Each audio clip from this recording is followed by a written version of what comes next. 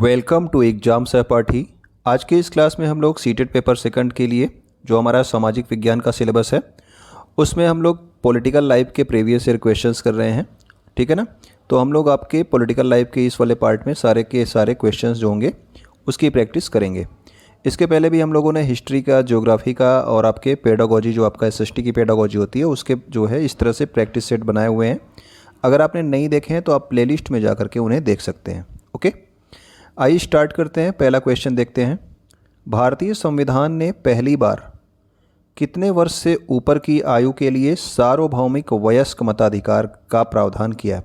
अब ये देखिए, ये आपसे पूछा जा रहा है क्वेश्चन, भारतीय संविधान ने पहली बार जो है कितने वर्ष से ऊपर के आयु के। तो अधिकतर हम लोग जानते हैं कि जो आपका सार्वभौमिक वयस्क मताधिकार वर्तमान समय में है वो तो आपका 18 वर्ष है, लेकिन यहाँ क्वेश्चन ने क्या पूछा है कि भारतीय संविधान ने पहली बार जो है कितने वर्ष की आयु के लिए निर्धारित किया था। तो पहली बार जो आपका जब भारत का संविधान लागू हुआ था तब ये था 21 वर्ष के लिए। तो और इसका आंसर क्या है? ये आपका 21 वर्ष है। ठीक है, वर्तमान समय में पूछेगा तब आप 18 वर्ष बताएंगे। ओके, तो ये आपके पहली बार था। अब देखिए कब ये 18 वर्ष हो गया, तो जब आपका 1989 में आपका 61वां संविधान संशोधन होता है, उसके बाद ये 21 वर्ष से घटा करके क्या कर दिया गया, 18 वर्ष। यानी कि 1989 के पहले तक क्या था, आपका 21 वर्ष जो है सार्वभौमिक वयस्क मताधिकार की आयु थी, यानी कि वोट देने की आयु 21 वर्ष थी। लेकिन 1989 के बाद आपका 18 वर्ष किया गया 61वें संविधान संशोधन के द्वारा। क्वेश्चन नंबर 2 देखते हैं। हमारे आसपास रहने वाले बहुत से लोग क्या हैं, गरीब हैं और उनके पास खाने या पहनने के लिए पर्याप्त नहीं है। ठीक है, कभी कभी उनके पास रहने के लिए भी जगह नहीं होती। इसका क्या कारण है? यानी कि जो आपके गरीब हैं, आपके आसपास जो रहते हैं, उनकी गरीबी का क्या कारण है, मुख्य रूप से आपसे पूछा जा रहा है। असमानता, निरक्षरता, सामाजिकरण या फिर राजनीतिक अलगाव। तो देखिए इसमें तो जो है थोड़ा थोड़ा रोल सबका हो सकता है, लेकिन आपको इन्हीं 4 ऑप्शंस में बताना है। तो जो आपका सबसे सूटेबल आंसर होगा वो होगा आपका असमानता, यानी कि इनइक्वालिटी। ठीक है, इस वजह से जो है आपका ये आय की असमानता हो सकती है, अवसर की असमानता हो सकती है। ठीक है, तो अलग अलग तरीके की असमानता की वजह से क्या होता है कि ये गरीबी जो है आपकी बढ़ी हुई है। ओके, तो ये हमारा जो है असमानता इसका आंसर हो जाएगा। तो आइए अब तीसरा क्वेश्चन देखते हैं। यदि आप छत्तीसगढ़ के गांव में राजकीय विद्यालय में अध्यापन कर रहे हैं तो समानता असमानता की चर्चा के लिए किस समूह को उदाहरण के लिए स्थानीय संदर्भ में प्रयोग करेंगे? यानी कि जो है आप छत्तीसगढ़ में एक सरकारी टीचर हैं, ठीक है, और आपको समानता और असमानता क्लास में सिखाना है, तो आप छत्तीसगढ़ के जो है उस स्थानीय संदर्भ में किस जनजाति का प्रयोग करेंगे? ये 4 जनजातियों के नाम दिए हैं, तो आपको पता होना चाहिए कि छत्तीसगढ़ के आसपास कौन सी जनजाति पाई जाती है। चेंचू क्या है? तो चेंचू तो आपके आंध्र प्रदेश वाले क्षेत्र में, आंध्र प्रदेश, तेलंगाना, इन क्षेत्रों में पाई जाती है। मिसमी कहाँ पाई जाती है? तो मिसमी आपके अरुणाचल प्रदेश में पाई जाती है, तो इसका भी आप उदाहरण नहीं दोगे। मैग्नियार कहाँ की है? तो मैग्नियार आपके राजस्थान क्षेत्र में पाई जाती है। जबकि ये जो बैगा है ये आपके मध्य प्रदेश, छत्तीसगढ़, इन क्षेत्रों में ये वाली जनजाति पाई जाती है। ठीक है, तो आप इनका उदाहरण दोगे बैगा जनजाति का। ओके, तो देखिए यहाँ पे आप नीचे जो आपका स्क्रीनशॉट ले लेंगे तो आपको पता चल जाएगा ये कौन कौन से क्षेत्र की आपकी जनजातियाँ थीं। क्वेश्चन नंबर 4 देखते हैं।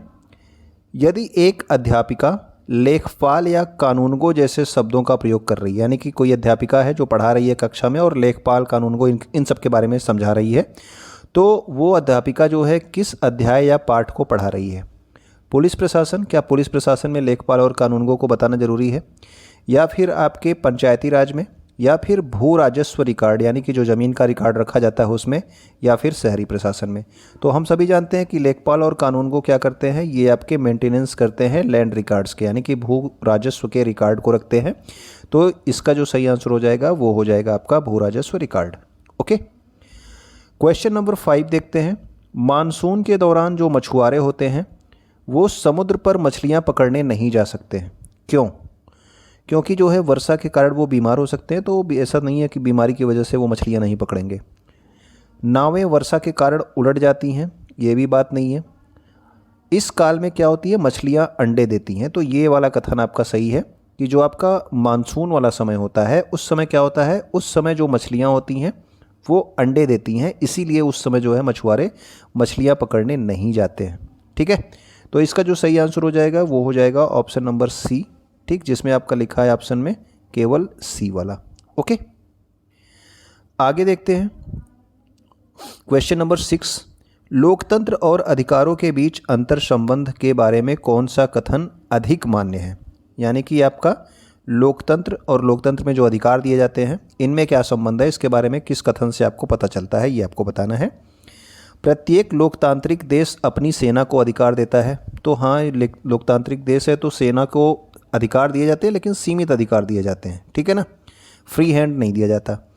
प्रत्येक देश जो अपने नागरिकों को अधिकार देता है वह लोकतंत्र है। यानी कि ये कह रहा है कि जो देश अपने नागरिकों को अधिकार दे देता है उसे हम लोकतंत्र कहेंगे। तो देखिए, नागरिकों को अधिकार तो चीन में भी प्राप्त है, रूस में भी प्राप्त है, लेकिन उन्हें हम लोग पूर्ण तरीके से लोकतांत्रिक देश नहीं कह सकते हैं, ठीक है।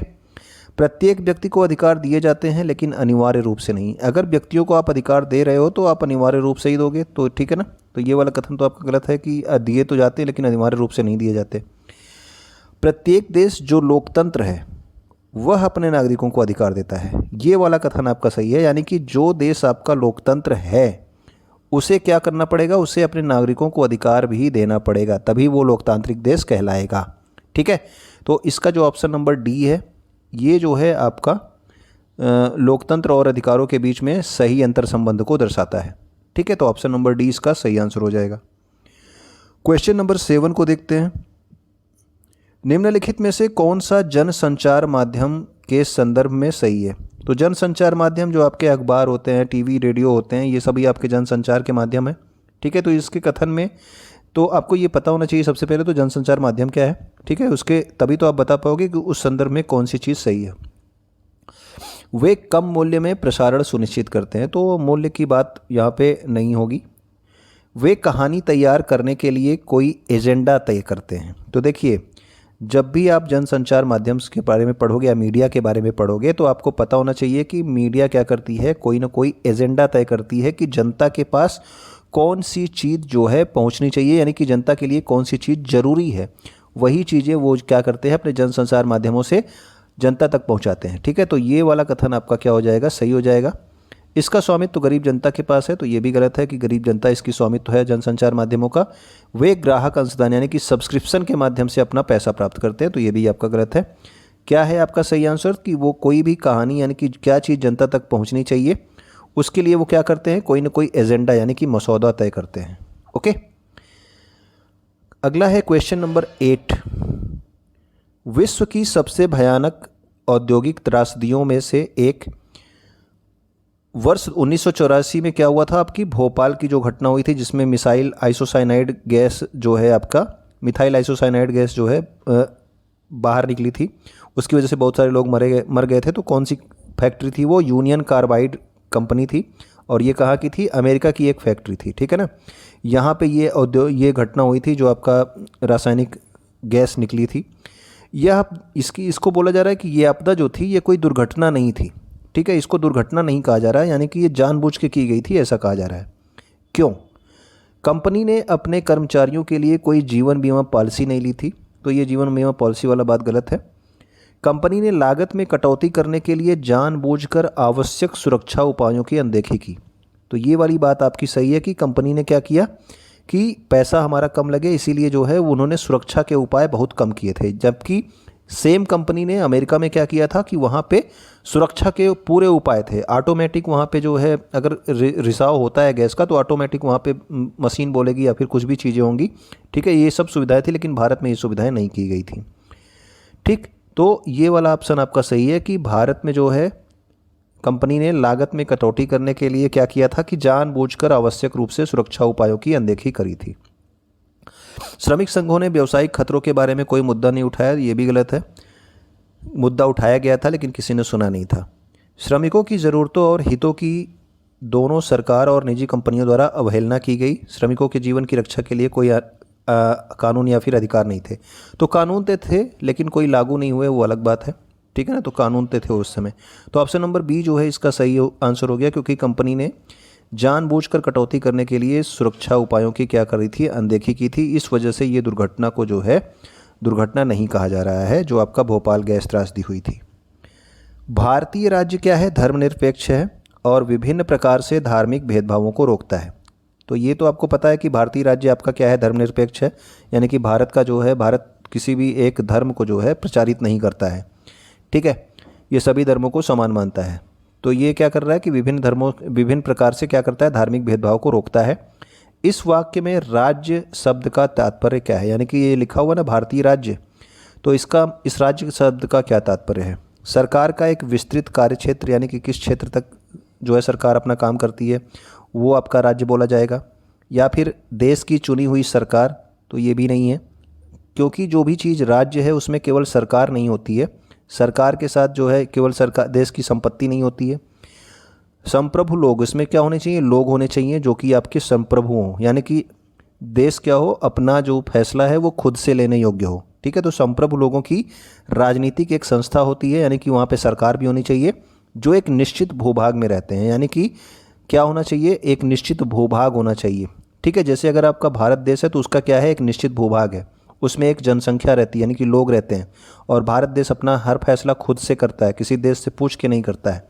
ठीक है, और यहाँ पे क्या है, राजनीतिक संस्था एक आपकी क्या है, सरकार है। ठीक, तो राज्य शब्द का मतलब यही होता है। राज्य में आप लोग ये बात ध्यान रखना कि राज्य के अंतर्गत 4 तत्व शामिल होते हैं। राज्य में एक तो जनसंख्या होनी चाहिए, निश्चित भूभाग होना चाहिए, सरकार होना चाहिए और संप्रभुता। संप्रभुता का मतलब कोई भी फैसला लेना होगा तो वो किसी दूसरे देश से जो है पूछ के नहीं लेंगे, वो हम लोग अपना फैसला खुद लेने के लिए क्या है, तत्पर हैं, और अपना फैसला हम खुद ले सकते हैं। ठीक है, हमें किसी की ज़रूरत नहीं है। अगला है, भारतीय संविधान क्या करता है, अल्पसंख्यकों के बहुमत के वर्चस्व को रोकता है। इसका क्या मतलब है, इसका मतलब ऐसी स्थितियां जहां एक समुदाय क्या करता है, लगातार ऐसे निर्णयों को लागू कर सकता है जो दूसरे समुदायों को वर्जित रखते हैं और उनके हितों के विरुद्ध जाते हैं। यानी कि एक समुदाय क्या करे, ऐसे जो है निर्णय ले, एक समुदाय ऐसे निर्णय ले कि जो आपका दूसरा समुदाय है उस पर जो है ये लगातार इसको वर्जित रखे, ठीक है, इनके हितों के विरुद्ध काम करे। तो इससे आपका क्या संदर्भित होता है। अब देखिए, अंतः सामुदायिक वर्चस्व है या फिर अंतर सामुदायिक वर्चस्व। अंतर जनसंख्या, तो जनसंख्या की बात तो यहाँ पे की नहीं गई, यहाँ पे केवल समुदाय की बात की गई है। तो अगर आप अंतः और अंतर को समझ लेंगे तो इसका आंसर दे लेंगे। इसमें क्या है कि देखिए, अंतः सामुदायिक का मतलब होता है कि एक समुदाय के अंदर ही, अपने ही समुदाय के लोगों पर जो है कोई चीज़ अगर ये कर रहा होता, ठीक है, यानी कि ये इसी समुदाय का व्यक्ति होता और इसी समुदाय पर क्या करता, कहता कि इसी पर जो है अपना सब कुछ वर्जित रखता है, इसके हितों के विरुद्ध काम करता, तो उसको बोलते हैं अंतः सामुदायिक। लेकिन ये समुदाय क्या कर रहा है, ये दूसरा जो समुदाय है, ठीक है ना, इस पर जो है प्रतिबंध लगा रहा है। ठीक है, यानी कि एक समुदाय जब दूसरे समुदाय, मतलब कि अपने समुदाय से बाहर की चीज़ें कर रहा है तो उसको हम लोग अंतर सामुदायिक कहते हैं। ठीक है, अंतः का मतलब खुद के अंदर, अंतर का मतलब दूसरे पर, ठीक है ना, अपने के अलावा दूसरे पर। तो ये वाला जो ऑप्शन हो गया, इसका आंसर जो हो जाएगा वो हो जाएगा अंतर सामुदायिक वर्चस्व की बात इसमें की जा रही है। ओके, क्वेश्चन नंबर 11 देखते हैं। अध्यापिका छात्रों से ऐसा उदाहरण पूछती है जहां सर्वोच्च न्यायालय ने 2 राज्यों के बीच झगड़े का निपटान किया हो। तो जो है अध्यापिका छात्रों से पूछती है कि कोई ऐसा उदाहरण बताओ जहां पे हमारे देश के न्यायालय ने क्या किया कि 2 राज्यों के बीच में झगड़े का निपटान किया हो। तो यहाँ पे कुछ उदाहरण दिए गए, इनमें से कौन सा उदाहरण हो सकता है आपको बताना है।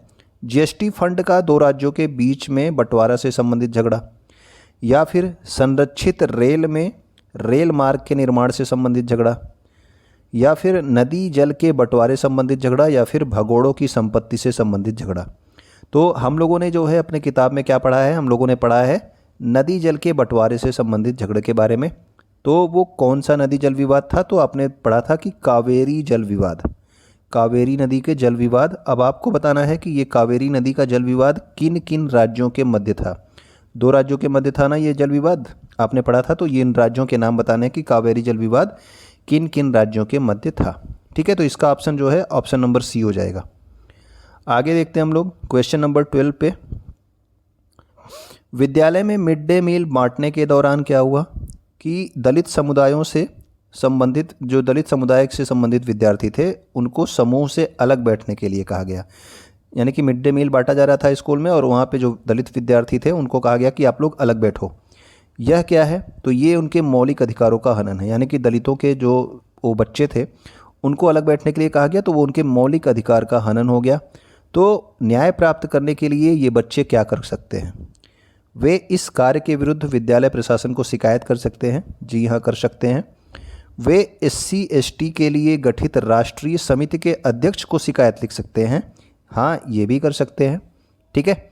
वे विद्यालय प्रशासन के खिलाफ कोर्ट जाकर के केस दाखिल कर सकते हैं। जी हाँ, ये भी कर सकते हैं। आपने पढ़ा होगा कि मौलिक अधिकारों के हनन के खिलाफ कोई भी डायरेक्ट सुप्रीम कोर्ट में भी जा सकता है। ठीक है। अनुच्छेद 32 है आपका संवैधानिक उपचारों का अधिकार। तो इसका ऑप्शन नंबर ए, इसका कथन A, B, C तीनों सही है, तो इसका ऑप्शन नंबर C सही हो जाएगा, जिसमें आपको लिखा है A, B और C। ठीक है। अगला क्वेश्चन देखते हैं, क्वेश्चन नंबर 13। जनजातियों के हाशियाकरण से निपटने के लिए कौन सा तरीका उचित है? तो जनजातियों के हाशियाकरण से निपटने के लिए कौन सा तरीका उचित है, बताइए। जनजातियों को अन्य स्थानिक आकर्षण के रूप में चित्रित करना, यानी कि आपने देखा होगा कि जनजातियाँ भी क्या होती हैं, जनजातियाँ भी समाज में हाशियाकरण की तरह रहती है, एक कोने में जो है ढकेल दी जाती है। ठीक है। उनका जो है ज़्यादा विकास नहीं हो पाता। तो इसके लिए क्या करोगे आप? स्थानिक आकर्षक के रूप में उनको चित्र करोगे, या फिर उनके इतिहास को प्रस्तुत करोगे, इनको जो है आंदोलित यानी कि वाइब्रेंट दर्शित कराओगे, या फिर इनके लिए नृत्य का आयोजन आप कराओगे। तो देखिए, जनजातियों को हास्यकरण से निपटने के लिए जो सबसे उचित तरीका है वो है कि हम इन जनजातियों का क्या करें, इतिहास प्रस्तुत करें, लोगों को इनकी जानकारी दें कि ये जनजातियाँ पहले किस तरह से जो है रहती थी, किस तरह से जो है क्या क्या चीज़ें करती थी, ये सब लोगों को जो है बताया जाए, इनके इतिहास को प्रस्तुत किया जाए, जिससे ये जनजातियाँ क्या होंगी, समाज की मुख्य धारा में जुड़ सकती हैं। ठीक है। तो ये हमारा था क्वेश्चन नंबर 13 और ये लास्ट क्वेश्चन था पॉलिटी का। आगे के वीडियो में हम लोग ज्योग्राफी के वीडियोज़ के साथ आएंगे। ठीक है। तो अगर आपने जो है ये वीडियो को पसंद आया हो तो अपने दोस्तों तक शेयर कर देंगे। इसके अलावा चैनल को आपने सब्सक्राइब कर ही लिया होगा, लाइक भी कर देंगे आप वीडियो को, और कमेंट आप ज़रूर कर दिया कीजिए कुछ ना कुछ जो आपको कहना हो। ठीक। वीडियो को देखने के लिए और कुछ नया सीखने के लिए आपका बहुत बहुत धन्यवाद।